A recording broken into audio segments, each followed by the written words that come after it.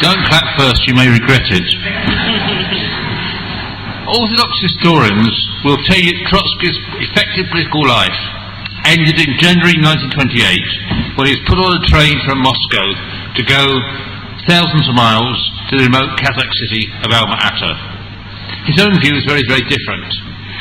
He wrote in his diary in 1935, "I think the work I am engaged in now is the most important in my life, more important than 1917, more important than the period of the Civil War or any other." And then he explained why. "There is no one except me to carry out the mission of arming a new generation with the revolutionary methods over the heads of the leaders of the Second and Third International."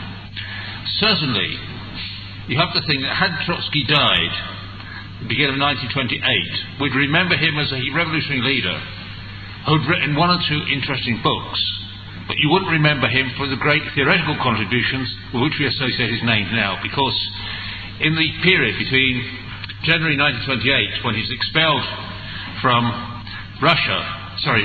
driven out from Moscow, and August 1940, he wrote an incredible number of incredible, important political works. My Life is his biography. It's more than a biography. The History of the Russian Revolution, The Permanent Revolution, The Third International after Lenin, a whole series of books and pamphlets on Germany, a whole series of books and pamphlets on France, The Revolution Betrayed, Their Morals and Ours, Notes on Dialectics, and innumerable book reviews, articles, letters, and so forth. And when you think of the theoretical heritage of Trotsky, this is what most of you will have read and will return to again and again. And if you haven't read it, if you think of Marxism as being some sort of arid, difficult to follow, discipline, etc., to pick up Trotsky is a revelation. People who spent decades under the influence of Stalinism and arid Stalinist writings, when they read Trotsky for the first time, they discover what it's like to read how a Marxist writes about history and writes about the world. What was Trotsky's contribution that he thought was so important? I think the first thing, and the thing we remember him most for, is his fight against Stalinism. You have to think it was a fight he held out absolutely from his expulsion from Moscow right through to his death. He didn't waver once in that whole period in the fight against Stalin. It wasn't just, it's easy for us today to say you fight against Stalin. You talk about fight against Stalin, in which the vast majority of the left wing in the world identified Russia with socialism and socialism with Stalinism. It was a situation in which to stand against Stalin was to be isolated and to be alone. But more than that, it was to fail, in Trotsky's case, it was to suffer the most horrific inflictions on him. You have to think the price he paid. One of his daughters, after expulsion from the Communist Party in 1927, deprived of her job, died of illness, uncared for. Basically, she died because of neglect. His second daughter, driven to commit suicide, driven out of Russia, separated from her family, unable to get the help she needed for her tuberculosis, committed suicide. One of his sons, non-political, tried to stay in Russia, taken to the slave labour camps and then executed. The other of his sons, trying to carry out revolutionary work in France in the late 1930s, poisoned by a Stalinist agent. Trotsky's ex-wife, taken from Moscow, thrown into camps, killed. Trotsky himself, driven after a year in Alma-Ata, thrown across the border into Turkey, living in Turkey in isolation, remote from Europe, in a country's language he didn't speak and couldn't be expected to learn in a short period. Then manages to get away from Turkey to go to France. In France he's persecuted both by the fascists and by the Stalinists. Driven out of France, goes to Norway. In Norway he's attacked both by the followers of the Norwegian fascists led by a man called Quisling, who later led the Nazi regime in Norway, attacked also by the Stalinists. Eventually finds one place in the world he can go after leaving Norway, which is Mexico. He finds in Mexico Stalin sends gangs of people to hunt him down. He faces a machine gun attack, which the aim is to murder him, his daughter, and his one remaining grandson. That fails. A few months later, a Stalinist agent inveigles himself into the Trotsky household and puts an ice pick through Trotsky's head. A situation in which this man persecuted and driven and so forth. When you read the writings of that period, you think of because in the writings there's not much bitterness, there's hardness, there's anger, there's a sense of solidarity with the struggles of the world, there's also irony, there's humour and so forth. This is a man being driven from country to country to country. Now, in that process, when we remember Trotsky, we have to remember him like that. You have to remember him as one of the great revolutionary heroes of history, but a revolutionary hero who actually, unlike most, did his writings as something worth remembering beyond belief. Because I think Lenin is worth reading, but you have to know, often have to know detailed history of a period when you write about Lenin to understand it. Trotsky stands with Marx and with Engels in terms of the great writers in the Marxist tradition. Now let's go through his ideas. The first central thing, which sometimes devours everything anyone who discusses about Trotsky, someone talks as if the only thing he did, although it's very, very important, is analysis of Stalinism. Now here I should say that often you hear people stand up and give what they say was Trotsky's analysis of Stalinism, and it's based upon one book written in the middle of this whole decade, when in reality Trotsky's ideas on Stalinism were undergoing continual change. And they were undergoing continual change because he was relating to a rapidly changing situation. When he was expelled from the Communist Party in Russia in the Communist Party in Russia in 1927 and driven out of Moscow beginning in 1928, this is before the 5-year plan, before the industrialisation, before the collectivisation, before the massive growth of labour camps and so forth. According to Tony Clifton, I believe, in 1927 there were only, that was a figure, 50,000 people in labour camps in Russia, fewer people than are imprisoned in Britain today. By 1933 there were 5 million people in labour camps. Qualitative change took place. And Trotsky, when you talk about Trotsky's writings on Russia, you have to understand he had to come to terms with qualitative change. Now in the last meeting, Judy gave some outline of what Trotsky's view of Russia was when he was driven out.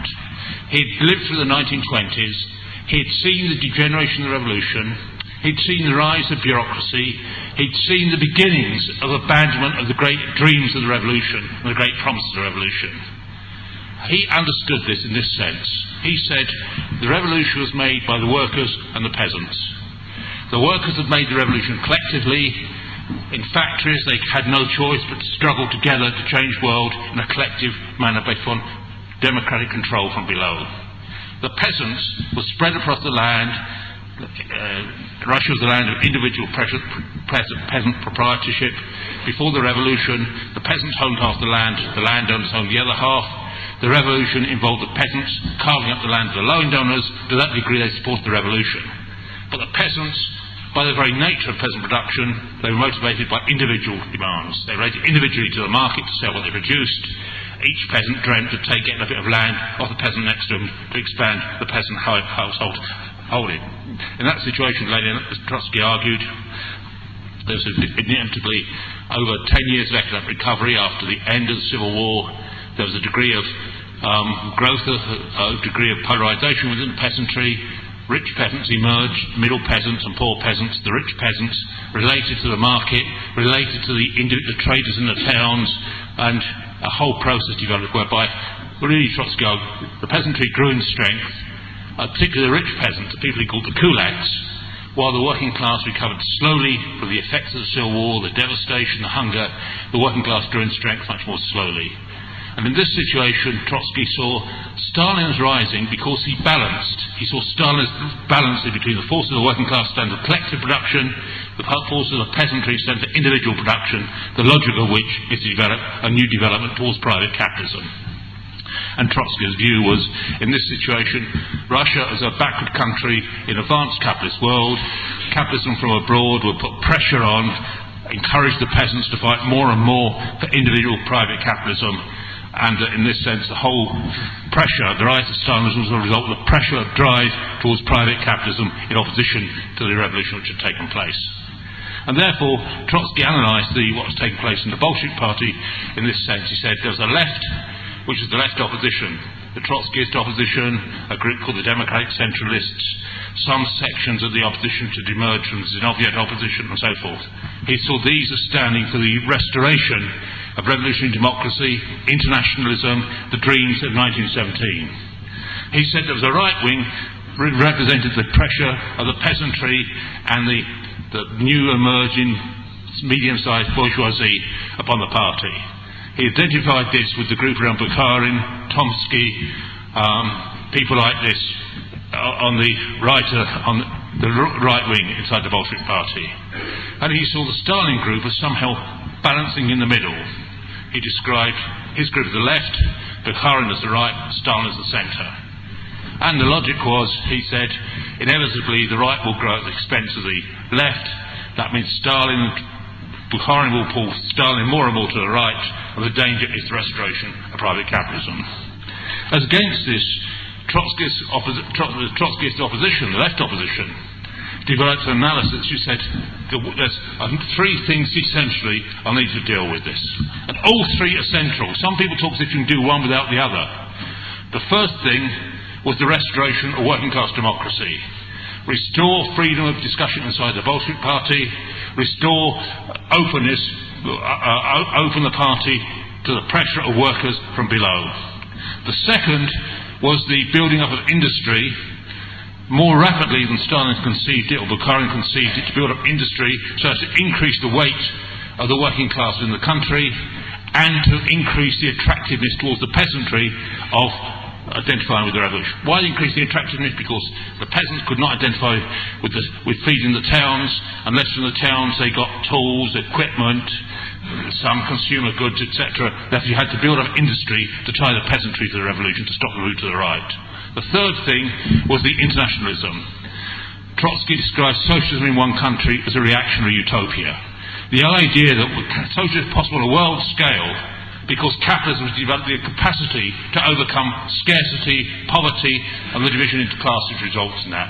The idea that you could somehow separate off one bit of the world and develop socialism in separation from the rest of the world was reactionary because it's going backwards from the development of the forces of production and the wealth created by capitalism.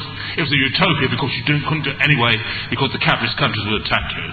The three elements went together and it seemed a coherence, except it was proved it didn't fit the situation, and Trotsky was forced to change his analysis. It proved it didn't fit the situation in the course of 1928 and 1929, because hardly had Trotsky been deported to Alma-Ata, then a new division broke out inside the Bolshevik leadership between Bukharin and Stalin, with Bukharin saying there's pressure, the peasants are beginning to rebel, we have to make more concessions to the peasants, and so forth, with Stalin suddenly turning round, sending the Russian army into the countryside to seize grain from the peasants. And when the peasants resisted, then seizing the land from the peasants. It was called collectivisation. Effectively, it was like the clearances in Scotland or the enclosures in Britain. It meant driving the peasants off the land. The peasants could only stay on the lands they worked in reality in giant firms controlled by the state. Those who didn't stay on the land went to the cities where they had to beg and fight for work and so forth. Very similar to the English Industrial Revolution. Now, faced with this development, all the old analyses of the opposition were proved wrong. That workers' democracy certainly hadn't been restored. The attack upon the peasantry was accompanied by a cut in workers' living standards of about 40 or 50% over a period of 2 or 3 years. Certainly the peasants didn't gain anything from the situation. In the countryside, by 1932 and 1933, millions of peasants were starving to death. It was not, so the demand for workers' the demand for democracy became much more important. The internationalisation, Stalin didn't adopt anything of the international programme of the left opposition. I mean, I don't have time to go into the disastrous policies Stalin followed in places like Germany, the way in which Stalin made inevitable the victory of Nazism in Germany. I'm not saying Stalin wanted that, the policies imposed made it inevitable. But one element, it seemed, of the programme the left opposition Stalin had adopted, the industrialisation. This created an enormous crisis inside the left opposition because people said, well, we stood for industrialisation, Stalin is carrying through industrialisation. Russia is a backward, miserable place. Stalin may be terrible in every other respect, but he's beginning to change this. And you found in the course of 1928 and 1929, stalwarts of the left opposition on this basis began to capitulate to Stalin. People like Preobrazhensky, Radek, people who have been fought for workers' revolution for a decade or 2 decades, but risked everything, under two pressures, if you like. On the one hand, they hated being in exile, they hated not having any contact with the living movement, hated not being able to do anything, and suffered material deprivation. But I think material deprivation is one thing. On the other hand, it seemed to them that Stalin was carrying through something they approved of. Trotsky, and this is really the greatness of Trotsky, Trotsky didn't fall for this mirage.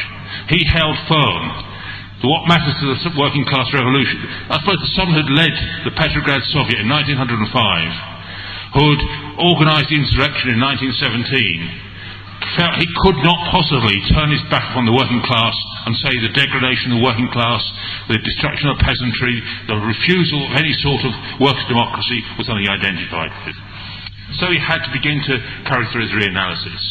He began to see that the principal enemy was not Bukharin, the principal enemy was Stalin. That Stalin was not just, the phrase he used was to describe Stalin as a centrist, wavering between the left and the right. He began to describe Stalin not as a centrist, but as a Bonaparte. Bonaparte is someone who establishes a new power based upon balancing between different classes, but raises themselves above the classes in order to oppress both. At first, Trotsky continued to argue but nevertheless there was something healthy inside the Bolshevik Party. He argued that people who had been expelled from the Bolshevik Party should not just rejoin it and capitulate to Stalin, but they should say to Stalin, you give us democratic rights inside the party, we will rejoin. And he thought it was possible the pressure of workers would allow this to take place. The moment of truth came in 1933, when Stalin's policies led to the capitulation of the German Communist Party in the face of Nazism. Trotsky had a complete rethink.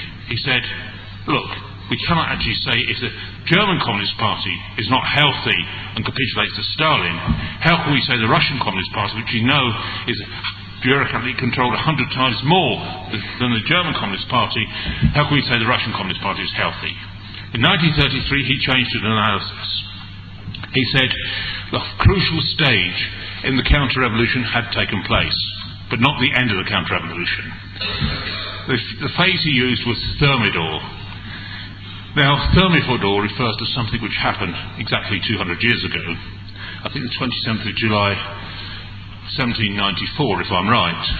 But it was a stage in the French Revolution where, after the revolution moving forward, on thermidor, the right wing inside the revolutionary leadership arrested Robespierre, cut off his head, cut off the head of Saint-Just and the other revolutionary leaders, and began a whole process of moving the revolution to the right. It was a decisive stage. Trotsky in 1927 and 1928 said, things are terrible, but thermidor has not yet happened. After 1933 he said, thermidor has happened, and it happened a long time back. A decisive stage has taken place. It is no longer possible to carry through transformation inside the Soviet Union to re-establish workers' democracy on the basis of reform. Stalin is not a centrist wavering between the left and the right. He's a Bonaparte with massive strength of his own. He drew the conclusion after 1933 it was necessary for a new party inside Russia, it would fight for a new workers' revolution, and it was necessary for a revolutionary overthrow of Stalin. Nevertheless, at first his analysis is still slightly mild, in the sense he said Stalin is not so strong that it will need bloody civil war to get rid of him. He said a police action, a sort of police action by revived working class organisations would dispose of Stalin. Trotsky had hardly come to these conclusions when things began even getting worse in Russia. In 1935, some may be able to correct me on the exact date in which he wrote it, he came up with a much harder analysis, which is often thought of, people often present as a finished analysis by Trotsky's position. It's a book called The Revolution Betrayed. It's a book which I suspect very few people read these days, but it's still a book worth reading, because in it you find Trotsky's analysis of Stalin. A counter-Stalinism is devastating. Description of how Stalinism has turned back social life, how it's created a bureaucracy, how Stalin's bureaucracy have salaries 100 times higher than the workers, about how the defamation affects every kind of life, the treatment of women, the treatment of children. In every sense, it's a devastating book. And it's a book whose conclusion is that you cannot, now the only way to deal with Stalin is full-blooded revolution. Although Trotsky then still holds this sort of thing, this reservation from going quite 100% of the way. He says it will be a political revolution, not a social revolution. Though he says it will be a political revolution with social consequences. Hardly had the Russian Revolution betrayed, so to speak, finished, printed copies hit the streets, than Stalin then embarked upon the Great Terror, the Moscow trials, the arrest and execution of all but one of the remaining leaders of the Bolshevik Revolution. The only one who wasn't executed was Alexander Kollontai, who was the ambassador in Scandinavia. All the other surviving leaders of the revolution were executed. There's an analysis carried out that between 1936 and 1938, something like 75% of the remaining members of the Bolshevik Party of 1917 disappeared from the party, most of them going into camps. The executions by the hundreds of thousands, millions of people thrown into labour camps. This again, Trotsky, I mean, for Trotsky was not just something remote which was happening, because in the Moscow I think the second or third Moscow trial, it was no longer just Zinoviev and Kamenev who were accused of being responsible. Trotsky himself was accused of being a Nazi agent. You have to imagine this persecuted man being driven from country to country, trying to fight for proletarian revolution. The worst thing conceivable. The most advanced section of the working class across the world are told this man is a Nazi agent. You know, we can laugh today. I mean, even when I became political in the late 1960s, you met people who said this and you laughed at them. In the 1930s, it was not a laughing matter. It meant that Trotsky was, you know, the effect of that was to try and isolate Trotsky, not just physically, geographically, but physically, from any contact with the living workers' movement. Under these circumstances, Trotsky returned again to the analysis of the Soviet Union. When you just read his descriptions of it, and I say this because in the last meeting you got some people had never actually read this stuff. What he describes, he says, from the political point of view, Stalin's Russia is symmetrical with Hitler's Germany. When he uses the word totalitarian to describe both, he's describing the eradication of any sense of working class control. And he's describing and he's doing so from the point of view, and increasingly, it's not just freedom inside the Bolshevik Party, it's not just opposition parties. He understands the need to go right back to 1917, the restoration of full workers' democracy. Now, if you go through the analysis, I think there remains a problem with Trotsky's analysis. The problem is that he describes, by the sort of like firing a gun, trying to hit a target. He gets closer and closer, but the target's moving, and he never really understands, comes to terms with the nature of it. And in the process, he really ends up, he continues to persist to the end in seeing Russia as what he called degenerated worker state, very degenerate and very bureaucratic. He held it as a worker state because he held that nationalised property could not come from anywhere apart from a workers' revolution.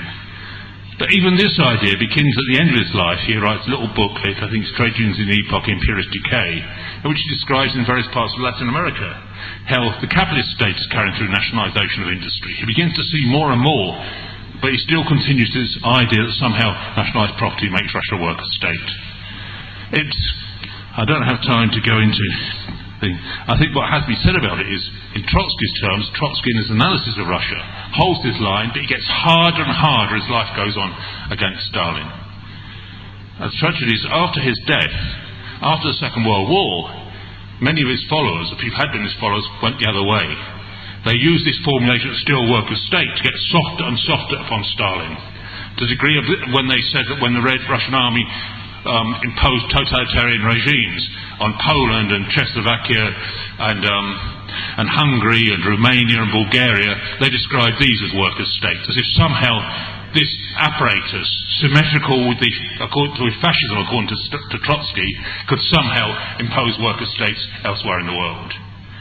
Nevertheless, I don't think anyone should understand. You say, therefore we throw Trotsky's understanding of the world. What Trotsky mattered is Trotsky's honesty in a period in which many of the other elements of the opposition capitulated to Stalin, not just through physical torture, because they felt that somehow you had to identify with what existed in Russia, and Trotsky resisted this. But I want to move on because Trotsky's analysis of Russia, though it's interesting, and although it opens the way for a real understanding of Russia, has all sorts of flaws.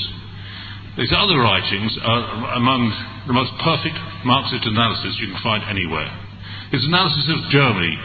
You have to think Trotsky started writing on German Nazism in 1930, when there was an election in Germany and the Nazi vote increased, I think, from 2% to 10% of the vote. And on that occasion, he suddenly wrote a book. The German, I think he wrote an article. He said, "This is a warning. Suddenly, Nazism in Germany is a real danger." And then, repeatedly, from 1930 through to January 1933, he comes back to the growth of Nazism, the threat it represents, barbarism across Europe inevitably leading to New World War. And he goes through, but he not only analyses it, he also analyses how to fight it. And here he has what's important about his ideas, they stand very, very strongly against the two great currents in the workers' movement. The first, the current of the Second International, of social democracy. Their line essentially was, fascism was possible in Italy, it's not possible in Germany. Germany is an advanced Western society, the barbarity of fascism cannot conquer Germany. Germany has a powerful workers' movement, fascism cannot conquer it. The Germans believe in the constitution and democracy, fascism cannot come.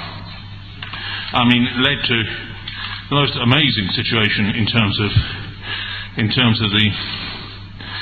the social democracy. It meant that even after Hitler had taken power in 1933, the German Social Democrats expelled people from their party for wanting to put up unconstitutional resistance to Hitler. It meant that in May the 1st, 1933, the German trade unions organised the joint May Day demonstrations with the Nazis. On May the 2nd, 1933, the Nazis threw the German trade union leaders into concentration camps. That was the record of, and I say a record of social democracy because many people know the record of Stalinism in relation to rise of Hitlerism. The record of social democracy is not as known. The record of Stalinism, of Stalin's imposed on the German Communist Party, was a sort of mirror image of the social democratic line. It was that the Stalin line was the social democrats are right wing, the social democrats run capitalism. They control police, the police shoot down workers. The fascists, when they control capitalism, police shoot down workers. Therefore, there's no difference between social democracy and fascism. The argument was, if we support the social democrats, we're supporting fascists. It's not merely that social democrats open the door to fascists, the social democrats are fascists. They use the phrase social fascism. They described the Social Democrats as the biggest enemy in the fight against fascism, and the left wing of the Social Democrats is even more dangerous than the right wing of the Social Democrats. You might have heard a similar phraseology uttered outside this building about George Galloway, but this is just a coincidence. And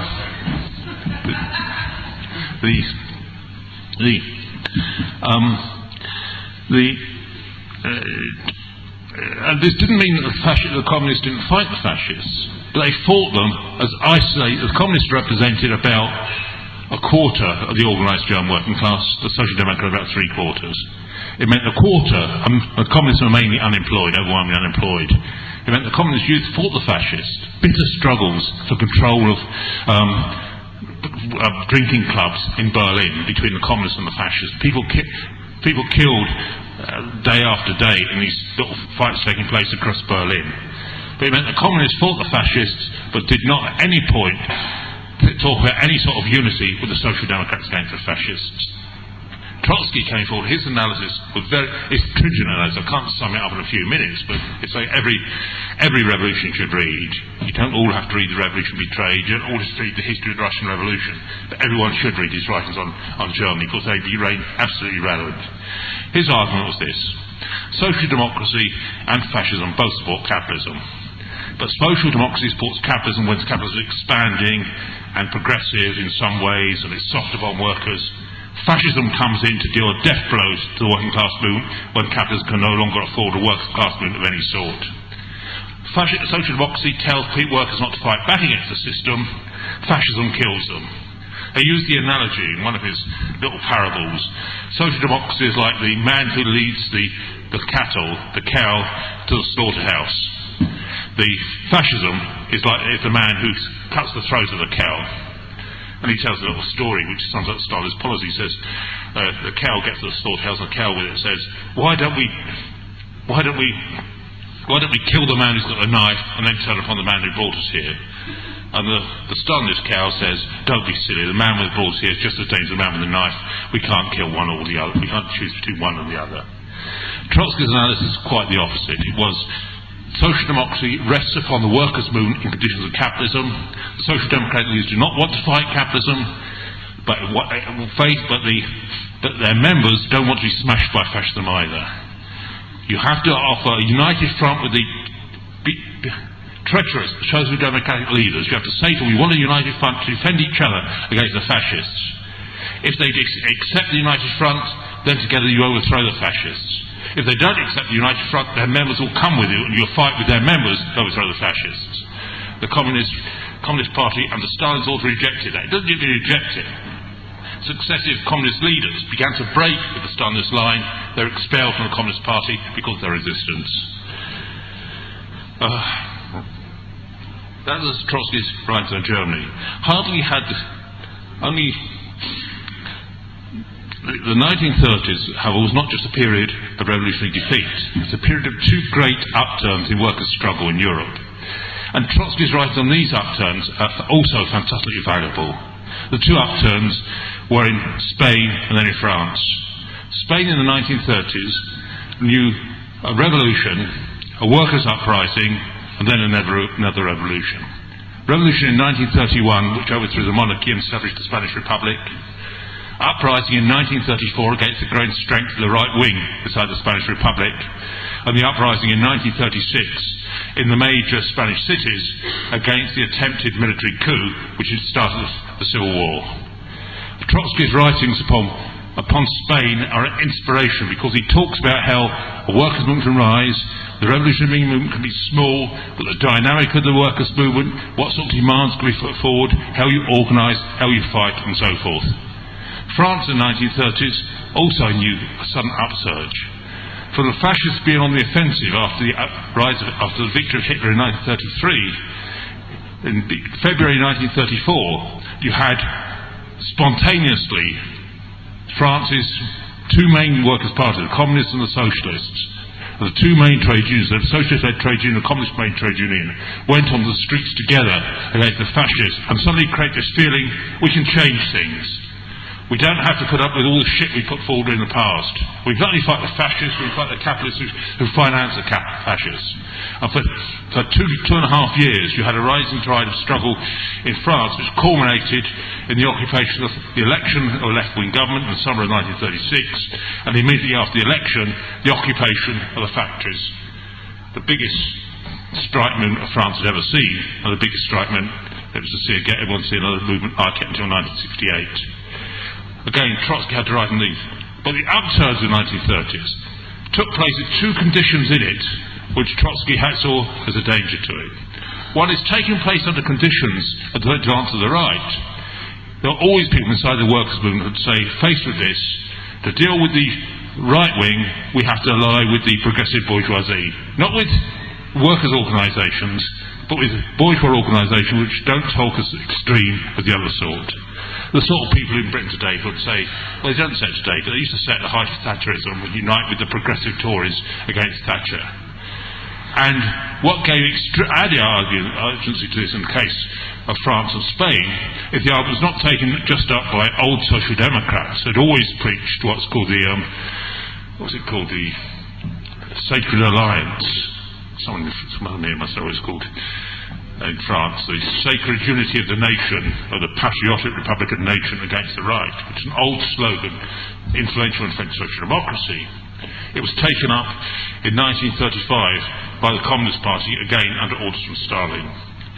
In 1934 and 35, Stalin decided Germany was a danger, having followed policies which enabled Hitler to come to power. Stalin decided that Hitler was a danger, then thought a danger to his control over Russia, sought to solve it by forming a military defence pact with the right wing inside the French government. From that point onwards, the French Communist Party line changed from attacking the French bourgeoisie to form an alliance with the main part of the French bourgeoisie bourgeoisie, the radical party, supposedly against fascism, an alliance called the Popular Front. In Spain, in 1934, the communists had a very, very hard left-wing line under the influence of Stalin, only joined the uprising in 1934 against the right-wing rule in the Asturias at the last minute. In 1935, they switched to this notion of the Popular Front. The aim was not to put in power in Spain a left-wing government, but just a moderate Republican government. When the Civil War broke out, the communist line was not to carry through the revolution to the end in order to undermine the forces which were backing fascism, but rather to make compromises with the capitalists in Spain, to re-establish capitalist rule in Republican Spain, claiming that the so-called left-wing capitalists would help them fight the right-wing capitalists. Trotsky's writers in this period both describe the dynamism of it and spell out the dangers of this. And what's important here is Trotsky comes back to the central thing running through his life.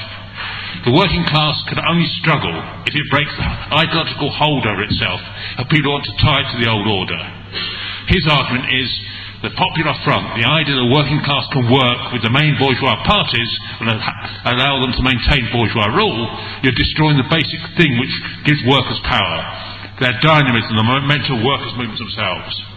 And again, his writings are vindicated. You will find people like Erich Hobsbawm, even today, will argue the Popular Front was the key to fighting Nazi Germany, fighting fascism in the 1930s. Whatever the key, it's the key which opened no doors. Because the Popular Front in France came to power in 1936, the same Popular Front majority in Parliament, in 1939 expelled the communist deputies from Parliament and made the Communist Party illegal.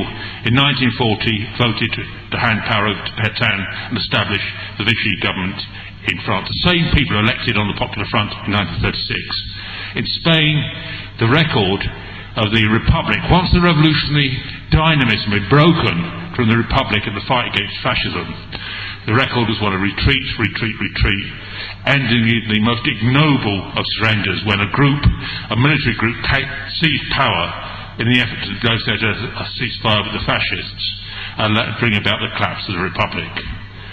Trotsky's analysis was vindicated, but it was vindicated in defeat. Now, I could go on about other Trotsky's. I've probably spoken too long already. You've got about other Trotsky's writings in this period. All of them have this depth of analysis, keenness of analysis. You read them and you learn something. Every time you read them, you learn something of relevance to what you've got to say today. But then the question is, why, despite this analysis, why was Trotsky himself ineffectual?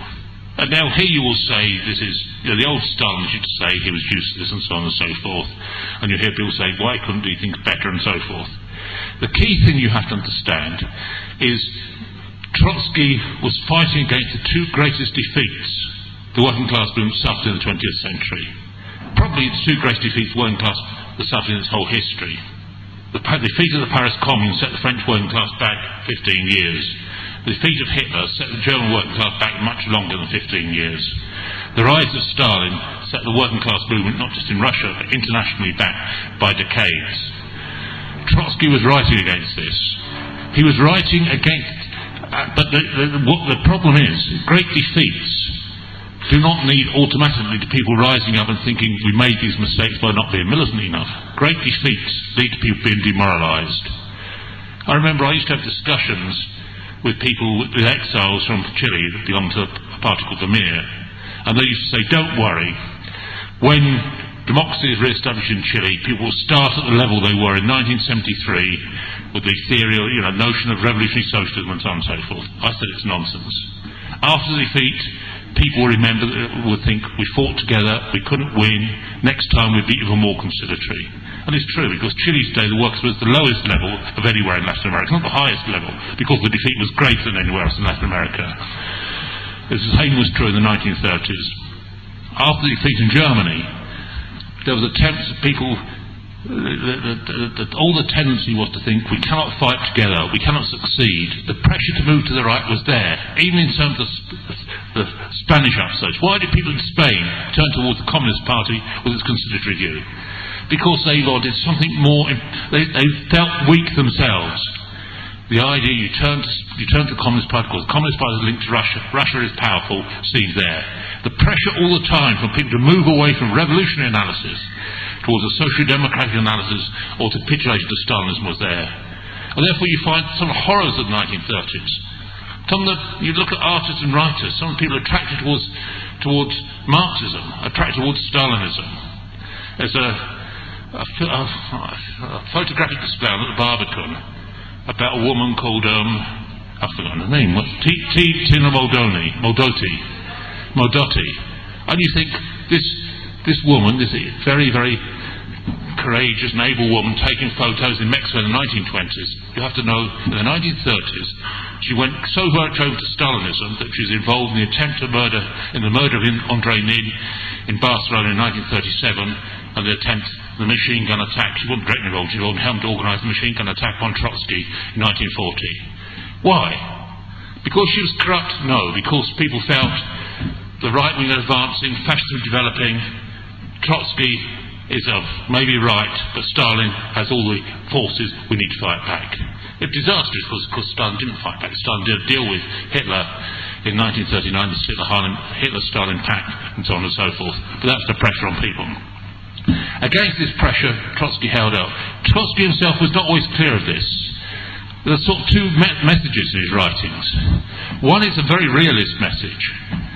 I think in the last meeting, Judy talked about the defeat in China in 1927, a terrible massacre in Shanghai, and then the massacre in Canton. And people said to Trotsky after that, they said, Stalin must be proved right. You must be proved right against Stalin. People turn to you away from Stalin now that he's been proved wrong in China. And Trotsky said, the words I've written on bits of paper are much less significant, the impact of that such defeat on demoralising the working class. And he was absolutely right. Out of defeat, saying the right thing doesn't automatically attract people to you. The defeat in China was terrible. The defeat in Germany in 1933 was 100 times worse for the world working class than defeat in China. Out of the period of defeat, once you had on top of the defeat in China, defeat in France, defeat in Spain, the isolation of the people who stood for an alternative. And you can see it. You see that in Russia, Trotsky had 10,000 supporters in 1928. By 1936, one by one, they capitulated, and then usually after capitulating, they're then thrown into prison, and back in prison they realised Trotsky had been right, but too late. So you have the image in Russia of 10,000 supporters of left opposition in 1927, 1928, and then the next image is 1937 and 1938, the Trotskyists, thousands of them, going to their death shouting, long live the world revolution, long live Leon Trotsky, but it was too late. Sorry, I've used up all my time and I could go on and on. What was important to Trotsky? Trotsky tried at the end of his life to establish an international body which would carry through his heritage. Here, optimism overtook realism in terms of his analysis. He believed he could establish out of these fragments a live body which itself would carry the tradition through. He didn't. He established a group of young people who tried to carry through his heritage, who didn't have his strength and fortitude, and really did not succeed in creating an international. You might find people around here who talk about the Fourth International. The Fourth International was actually a stillborn international. It was never international in terms of bringing together living forces of real live workers' movement. What Trotsky did lead to us, however, was a heritage. And the heritage, I think, was only really taken up in the 1960s by people across the world. And it's a heritage which we need today.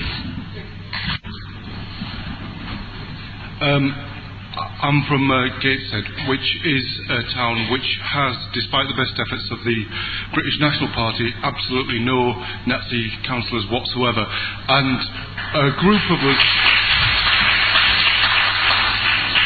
along with the rest of the North East, it has to be said, and one of the reasons for that is that a good while before the last election, a few of us got together and said that what we need to defeat an attempt by the BNP to get councillors is a united front.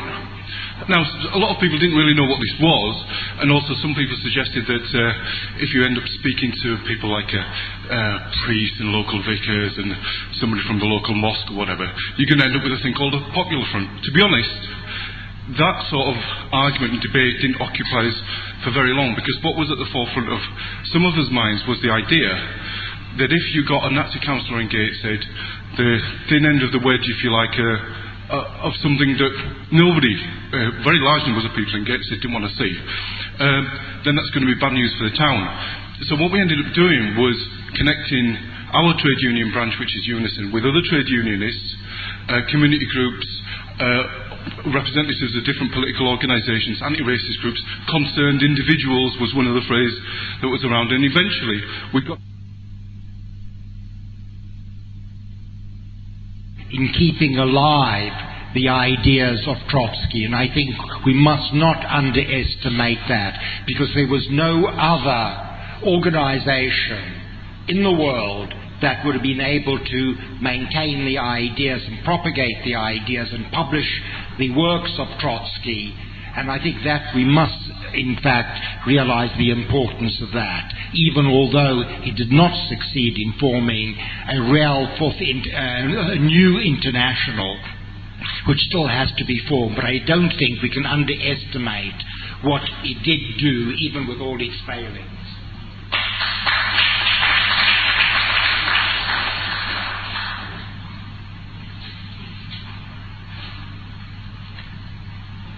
Anyone else like to speak, even if you've just got a short contribution or question?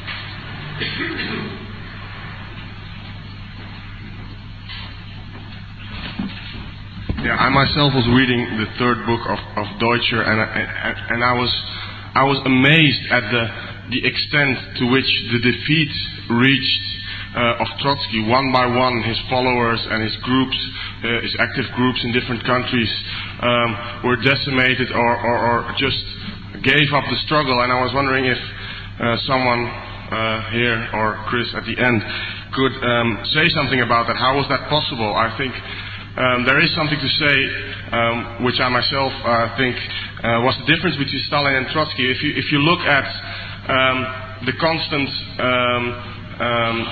characterization of both of them, in every instance of Stalin's policy, you see the opportunism, the way in which he was trying to hold on to power and trying to hold back working class struggle, and Trotsky, on the other hand, is looking to advance that working class struggle. And I think that was central to Stalin's policy. You see it in China, you see it, all the examples that were mentioned. So I think that was one of the big differences, but I'm wondering if someone can also comment on the totality of the defeat, which is especially clear in the third book of Isaac Deutscher, which was kind of depressing also, but on the other hand, you of course have the legacy of Trotsky, which is now still inspiring socialists around the world. But I was wondering if someone could comment on that.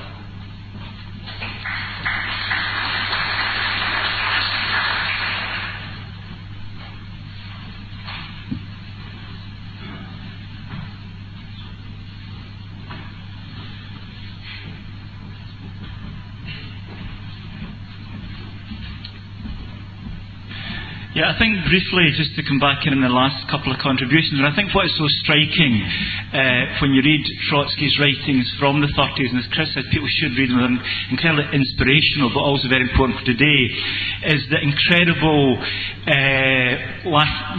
dichotomy, whatever the word is, between the brilliance of the writings and the actual forces that Trotsky had at his disposal. And I think the reality is that, don't want to go through every single country, but in most countries where Trotsky's groups did exist, they were actually very, very small, very isolated, and very diverse. And that's not a reflection on the particular individuals, often very courageous, very committed individuals. But I think, as Chris has said, the period, I think, is one which I think is very, very hard for us to imagine today in terms of the level of hostility. I mean, we have debates with people, we have disagreements, but actually the situation where revolutionary socialists were described as fascists, as Nazis, were physically beaten up, etc., etc., etc., I think really explains more than anything the difficulties that Trotsky's had in building. I think in that situation too, I think again, while the attempt to form the Fourth International was a kind of desperate attempt to hold these forces together, further, I think in fact in many ways, if you look at its influence through the 40s, actually through the 40s and 50s, what the Trotskyist International, the several Trotskyist Internationals did was often to turn in the way, to turn in each other, and in many ways actually derail the movement. And I think what's important in terms of the traditional of international socialism, in terms of traditional SWP, I think what's enormously important is that the fact that Trotsky's, particularly in the Revolution Betrayed, was the first real attempt to develop a materialist Marxist analysis of the failure of the Russian Revolution. I think from our point of view, without that analysis, it would not have been possible for Tony Cliff to have developed his theory of state capitalism, of Russia as a class society. And just to conclude, I think the relevance of that, I don't know if any comrades here were at the Michael Albert meeting previously. It was a very, very good meeting, saying a lot of very interesting things. But there's an assumption that runs through a lot of what he was saying, and I think an assumption that runs through much of the anti-capitalist movement, that actually somehow that the seeds of Stalinism were contained within the whole notion of Marxism, and to develop revolutionary party organisation inevitably leads to dictatorship. And I think what is so important about, or one of the many legacies that Trotsky left, was actually allowing us a way of understanding the failure of the revolution. That doesn't mean that revolution was always end in tyranny, that any attempt to organise will always end in dictatorship, but actually shows us, both why it happened and also how it can be avoided.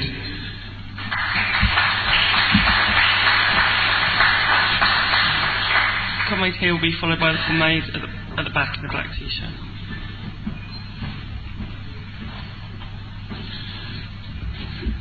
Yeah, I mean, I'm in a similar situation to the first speaker, living in Wakefield in West Yorkshire, and I remember a phone call on June the 11th, the day after the elections. Me and Wayman Bennett were from Unite Against Fascism. Were discussing the election and analysing the election and laughing about how the BNP had done, and it's actually kind of laughing quite hysterically in some ways. Like, I think it was a massive, sense of relief that we got it right and we'd absolutely defeated them. But we were also kind of laughing as well about how we'd both felt about the United Front and how you build the United Front. And shouldn't really confess these things, being a Marxist for a number of years, but you kind of planted. I mean, I moved back from Scotland into West Yorkshire at a time when the BNP seemed to be everywhere, and the forces of the left felt quite small and quite dissipated. And I did go back and read Trotsky's stuff on his analysis of fascism, and went back and read his stuff, Comintern stuff on the on the United Front. And I would urge people to read that stuff, like Chris said, for all sorts of reasons, because there's not just lessons in there about the fight against fascism, but lots and lots of lessons in there about how revolutionaries, who for the majority of the time are a minority, are able to relate to much wider forces in order to achieve things, move things forward, and build their forces at the same time. But it was fantastic going back to the book. And here's Trotsky writing about fascism in Germany, not actually in Germany, but fantastically insightful about not just about the mistakes that the communists and the social democrats are making, but able to analyse the nature of fascism and its weaknesses. And that stuff is dead important as well, because when you sat and these people look like they're all over the media and they're everywhere, when you read this stuff about the class nature of fascism, the inherent contradictions of fascism, and ultimately how weak they are if they are confronted by a united front, it gives you a great heart. And then there's also the plan of action of how to take it on, confront it, and defeat it. And we applied that, to the letter of the law, but in terms of, making the formal agreements with the leaders of the local Labour Party, the trade unionists who were Labour Party supporters, the people from the mosques, the people from the churches, lots of people who were a long way from us on all sorts of political questions, but carrying that through, like lots of people have done. And ultimately, what you saw in the face of that was the BNP starting to struggle, starting to implode, starting to fall out amongst themselves. All the contradictions that Trotsky talks about, are there. The tragedy for Trotsky, the tragedy for the Fourth International, was they couldn't carry that thing forward. They didn't have an organisation, and the organisation that he launched, actually, they're not. It's not the example of the Fourth International that you look towards as how you fight today. You go back to Trotsky's writings, because Trotsky's writings, just glare off the page at you, and they're not boring and they're not dull. They are tremendously exciting. And if you haven't got copies of stuff about struggling against fascism in Germany, get yourself one from bookmarks, or pick yourself up second-hand copy, or borrow it off somebody, because it is an invaluable read that will leave you with lessons that are important as a revolutionary for the rest of your life.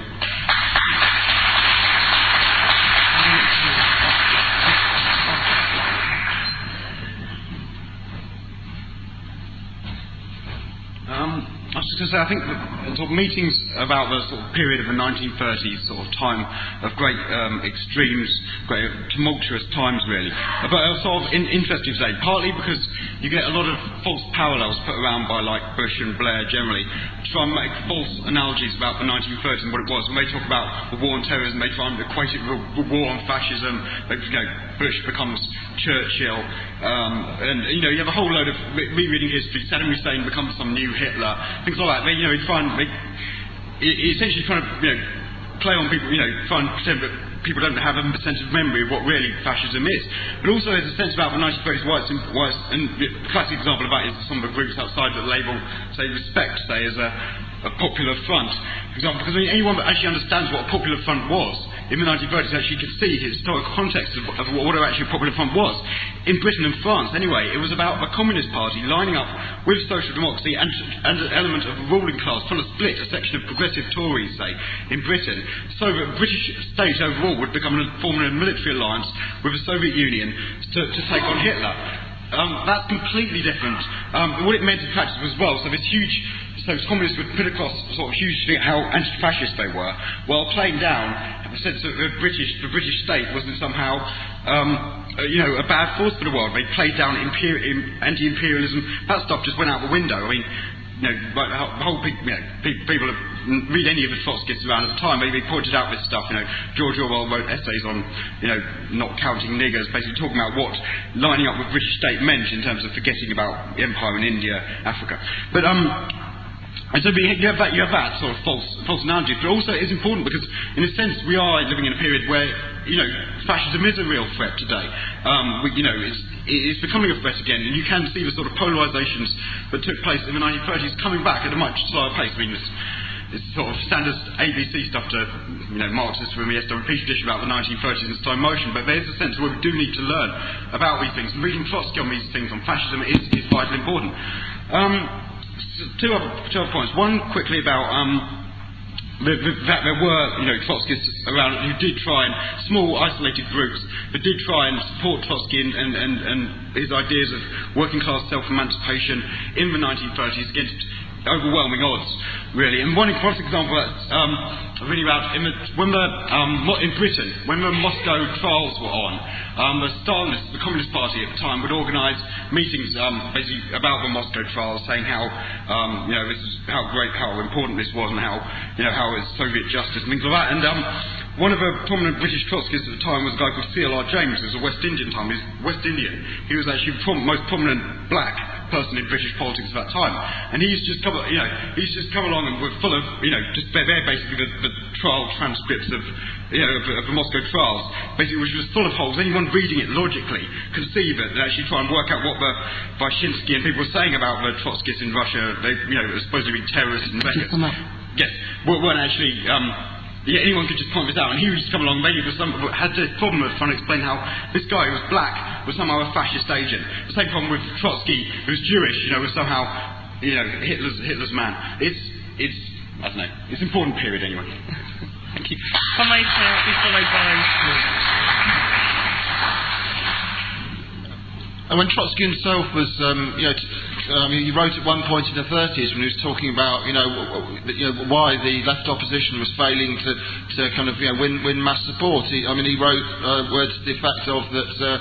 When you're in a river in a fast current, one boat goes down, you could say it was bad helmsmanship. When several go down, you can say it's because the current was too strong. So I think Trotsky's own analysis of why the left opposition didn't win a mass audience was because of the objective factors at the time. And I think obviously it was a period of massive defeats, as has been already mentioned, especially in Germany, but also in Spain and a whole series of other countries.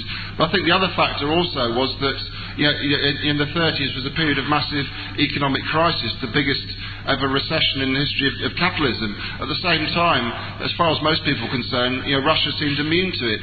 The 5-year plans were delivering mass industrialisation. The Stalinist papers were full of the latest triumphs of the number of tractors they managed to build, and all this stuff did have obviously it was completely untrue. Really, it was true that Russia was industrialising. What was totally neglected was the massive human cost of this industrialisation.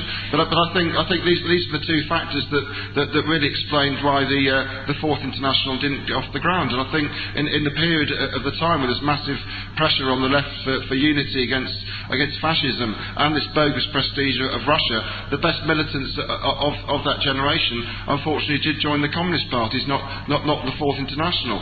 But I think nonetheless it is actually vital to say that was the most, as Trotsky said himself, that what he did in the 30s was his most important contribution, both in terms of the ideas he's left us, but also I do think he was right to attempt to build an organisation as well. I think really we wouldn't be here today were it not for that. And I think the disappointing thing about the third, it's a fantastic book, the 3 books of Deutsche, but I think I found the third volume very disappointing in the sense he totally ignores Spain. There's very little about what Trotsky did to build the left opposition. I think that is a really vital part of his legacy, without which we wouldn't be here today at Marxism.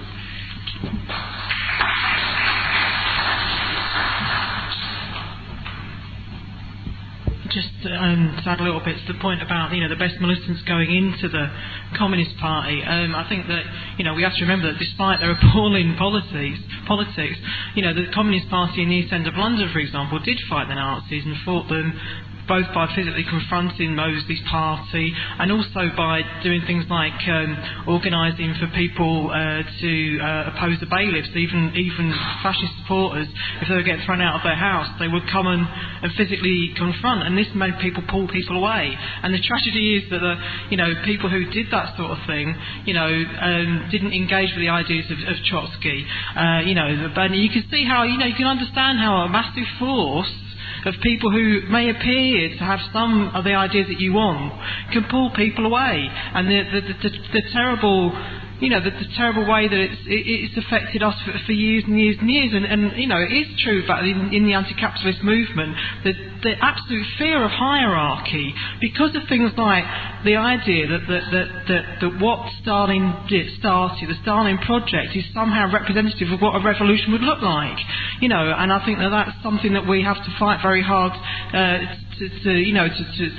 show people what the real legacy of our tradition is.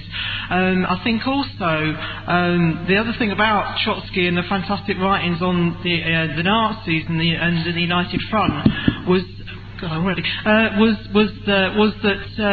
he talked about the fact that if we want to get rid of fascism and other forms of oppression as well, obviously, if we want to get rid of fascism, then we have to get rid of capitalism, and that means that we have to have a revolutionary movement to get rid of, because he talks about the rats in the sewer, and that's something that to me inspired me as somebody who wants to fight the Nazis. Actually, let's not just push them back from time to time. Let's not just make sure that we undercut their electoral gains, but that we build a world where actually their ideas are irrelevant, and we can go forward where people can unite with each other and understand that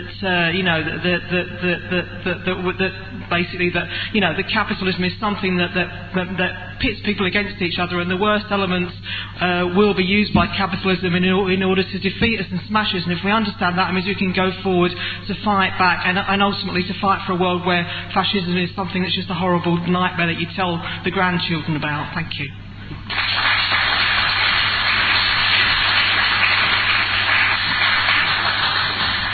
Thank you for all those contributions.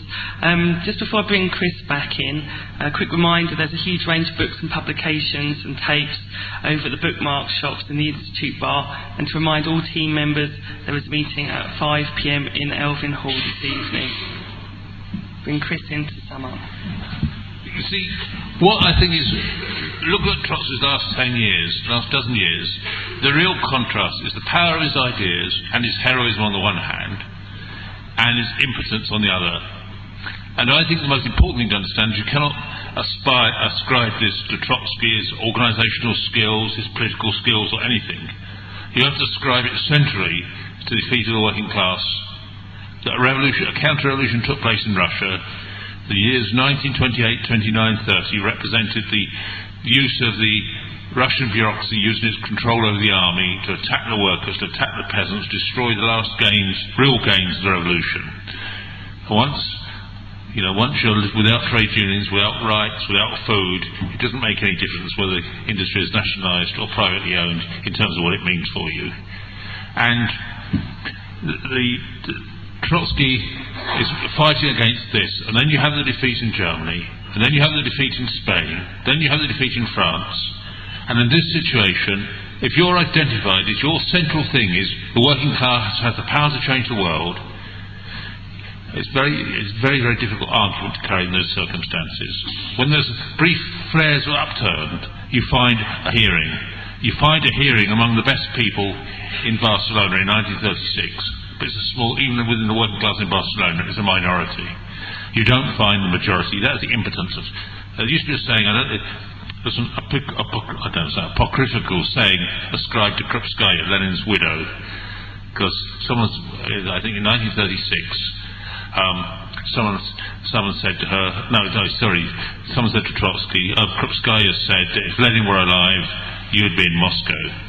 And Trotsky apparently said back, no, if Lenin were alive, he'd be with me in Mexico. And I'm sure that is true. I mean, I'm not sort of saying it's true, but it sums up the reality. Lenin would have suffered as much as Trotsky, despite the fact Lenin had greater political skills, not necessarily theoretical skills, but political skills than Trotsky. And this is reflected, reflected in the real tragedy of Trotsky in the 1930s, a tragedy of this man who's isolated, who can't affect politics. All he can do is pull round him, and he pulls round him very, very talented people. Those talented people have the problem, they can't mobilise. The biggest section of the Trotskyist movement by 1940 was in the United States, and it consisted of 1,000 people, most of them young people, students in the United States, which is the most powerful capitalist country. It's not the most powerful centre in terms of the class struggle and so on and so forth. I mean, Tony Cliff points out in his biography of Trotsky that at the time Trotsky was writing these brilliant writings on Germany, the number of Trotskyists in Germany was about 100 people. In 3 places, they could influence 2 small towns. I found towns about the size of 20,000 people. They probably wouldn't count as towns in England, probably count as large villages in England. That's where they had influence, and they could have decisive influence among 20,000 workers.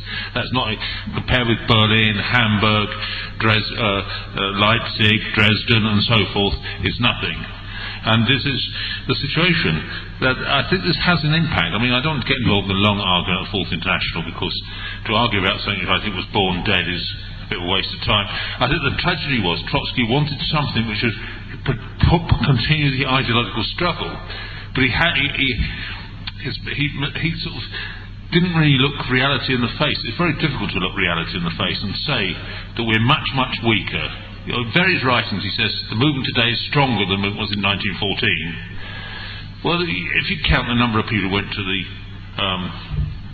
anti-war conferences in the First World War, then okay, you can say there's 20 or 30 people. But in 1914 there's betrayal of the working class by social democracy. There was not defeat of the working class. There was not the destruction of its organisations. In Russia, in the 2 most advanced places of the workers' movement in the 20th century, in Russia and then in Germany, the workers' organisations were destroyed. Against that background, to pretend that you're stronger than you were in 1914 is a mistake. It's very difficult to come to the conclusion that maybe a whole generation before there's a possibility of really influencing. Of course, there were struggles during the Second World War. There were struggles in which individual Trotskyists could play a role.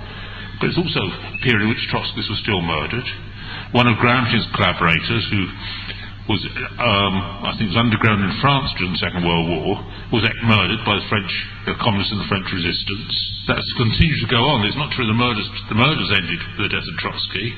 Another Trotskyist collaborators escaped from Germany, made the mistake of crossing the frontier into Russia because he believed he could cross Russia and then get to the United States. Ended up murdered by Stalin. Trotsky's collaborators in Spain, some of them murdered, Andrei Nornin murdered, other individuals murdered. The murder on the one hand, and the isolation on the other. And against that background, even people who had been with Trotsky ended up going towards Stalin. I mean, Frida Kahlo was Trotsky's lover at one point in time. And, you know, another of the powerful, inspirational women in Mexico, Trotsky's lover, her last painting, if you go to the house in which Trotsky lived, is a painting of Stalin, and it's not a painting that shows Stalin as evil, it's a painting that shows Stalin as the future of humanity. And you have to say why. Was Frida Kahlo so bent, you know, that she turns against her own lover after he's been murdered? No, because people became despair, you look for strength in a world which there's despair, and you begin to think, oh, at least Stalin exists, Trotsky doesn't. And I don't think this illusion really broke until the East German uprising in 1953 and the Hungarian uprising in 1956. And that's not an accident, because the East German uprising was the working class moving against Stalinism. In 1956, the working class moving against Stalinism, and then you begin to see the potentiality of something else other than Stalin.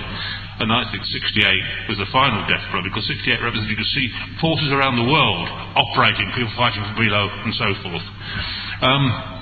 It's that background. So I don't get involved in the army at the Fourth International, although it's an argument people who believe you can just recreate the Fourth International today, or the fourth little splinter of the Fourth International. It was created as an attempt to build a world party in a situation which the forces didn't exist to build a revolutionary party even in one country in the world. As a result, it didn't have the resources. In the period after the Second World War, its theory bent towards Stalinism. It accepted the notion the Russian army, this totalitarian structure, to create some sort of worker states. It's moved away from the whole essence of what Trotsky himself stood for, that the working class is the agency of history, and it's only by relating to the working class we can deal with the horrors of...